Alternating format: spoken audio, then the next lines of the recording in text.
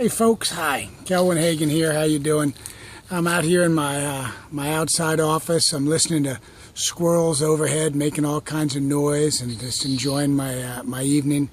And I just want to go over a few things and just chat for a minute, because a lot of people forget that not everybody's in your corner.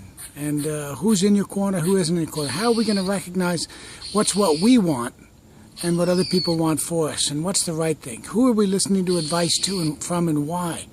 Do these people really deserve to be giving us advice, and should we be listening? Because if we allow people to steal our dreams, the dream stealers, right? Now, but if we allow them to steal our dreams, we become a bigger loser than they are, okay? So what I want to say is this, think about this for a minute. What excites you? I mean, what really excites you, and that's where you want to go. Because for me, see, now maybe you're different than this, but for me, happiness is excitement. How excited am I about something? Because when I'm excited, I'm happy. I like to have my life going up and down like a roller coaster, and I like enjoying it. But some people tell me that that's not what life's about. It's about this even plane and always knowing what to do the next day and always knowing exactly what time you need to get up in the morning and what time you go to bed. That's not for me. Never has been for me. So, I just want to say is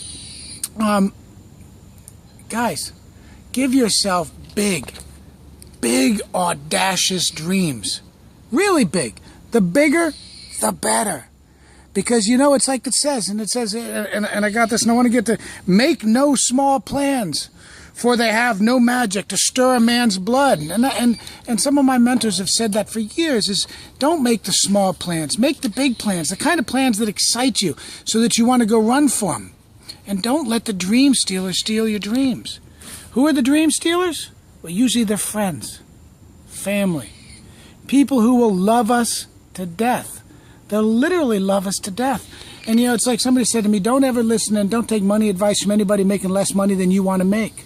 And yet we constantly, I talk to people that are taking money advice from people that are on welfare, that are on food stamps, and that are telling them, oh, that'll never work. Go get yourself a job at Walmart.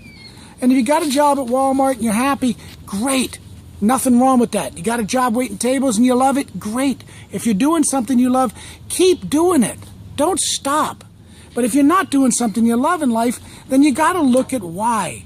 Who are you listening to? Whose life are you really living, okay? So if you want to change your life, what you want to do is you want to start to act, and I like this, act as though I am, and it will be.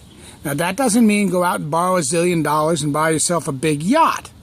It just means feel it. Feel it with your emotions. Visualize it. See it. Feel it.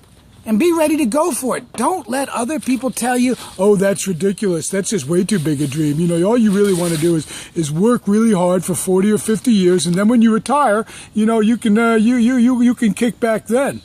If you're lucky enough to live to be 67 or 68 years old, and you happen to have enough retirement to be able to retire at that age, you're not going to be able to do a lot of things you want to do. What are your hobbies? What were your hobbies? What are the things you love to do? What are the things you've forgotten you love to do because you're so busy earning a living to have a life? It's crazy, okay? So, what you want to do is you want to remember, it's the action behind the attraction that makes the dream work. So dream big, but then take some action towards it. Now, and I also want to point out is, you've got highs and lows as you're going along. And I want to say it's, that you got what I like that they're called vapors of disbelief. Because when you're in the valleys, and things aren't working as perfect as you'd like them to be, sometimes we forget what we're looking at. You have to learn to keep looking at that vision of what you want in the end. Let's go to the story of David and Goliath in the Bible. David was a young man. He was scared to death to go fight Goliath, but he knew if he fights Goliath and he wins, he gets to marry the princess, he gets to become a prince, and he gets all that money, he gets the babe, she's beautiful. Man, he just had his eyes on the prize. But every time he looked at that giant, what happened with everybody else that looked at that giant, what they saw was the giant. They saw the mountain. They saw the obstacle. Guys, it's not a mountain. It's a walk in the park.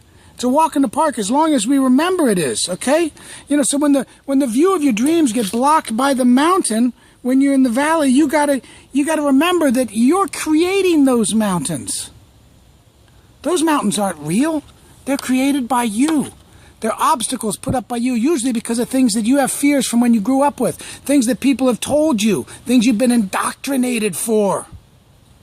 Remember, they don't mean to hurt you, and they don't mean to be lying to you.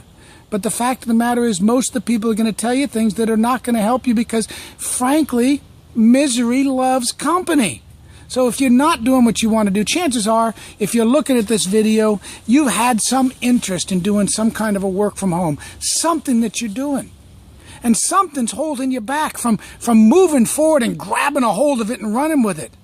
Well, whether it's running with it with something we got or running with something with our got or something that somebody else is already doing that you're already in, damn it.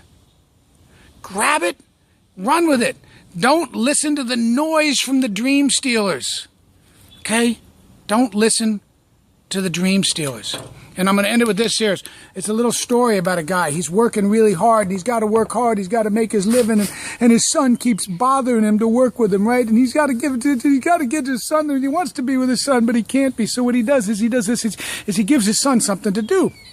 So he takes a picture of this whole world. It's a map of the world, all flattened out, right? And he rips it up into little pieces. He pulled it out of a magazine. He rips it into little pieces and he puts it on the ground. And he says to his son, he says, "Hey, boy, here you go. I'll tell you what. You know, I want to come play with you, but I got a few things I need to get done. Put together this map of the world right here. This map, this puzzle I just ripped up and made. And when the map of the world is together, come to me and I'll stop doing what I'm doing and we'll play." And he went back to work. And his son went and did it. 5 minutes later, the son comes back and says, "I'm done, Dad." And the dad's like, "You can't be done. That whole map of the whole world, you put it together that quickly?" And he said, "How'd you do that?" He says, "Well, it was easy, Dad. I turned the pictures over, and on the other side of all the pieces that you ripped up, there was a picture of a man. So I put the pictures of the man together, and when the pictures of the man was together on one side, the whole world was together on the other side." So remember this, folks. Put yourself together. Your personal growth, what you can do to work on yourself, is what's going to make you a success. So I want to say thank you. Thank you very much. Peace. Love you guys. Talk to you next time.